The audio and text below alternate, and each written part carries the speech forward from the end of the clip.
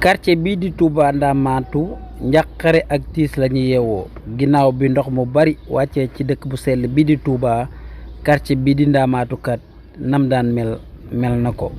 ndax mboolem kër yi nga xam ne ñi ngi ci biir Ndamatou ñoom ñëpp ñi ngi tëmb ci biir ndox mi.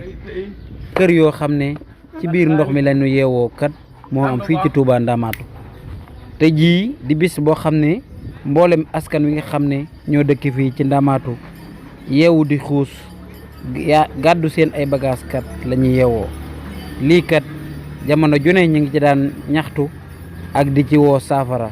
waaye ba fii ñu toll kat benn saafara gisaguñ ko muy mettit woo xam ne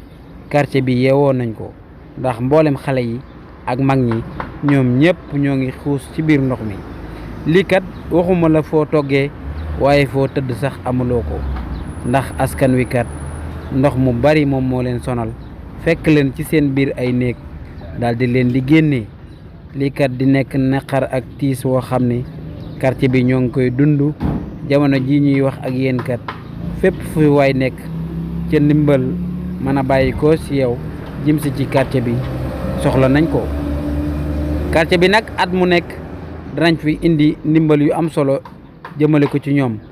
waaye ba jamono ji ñuy wax ak yéen ñoom kat saafara lañ bëgg waaye nag soxlaatuñ kenn koo xam ne day ñëw rek ngir dimbale leen tey bu subaa ñu dellusiwaat ci lii kat mettit la ak tiis woo xam ne Ndamatou ñu ngi koy dund ak seenu njaboot. ñuy ñaan ngir yàlla ñu dimbale leen ba saafara leen ndox mi nga xam ne jamono ju ne ni lay mel.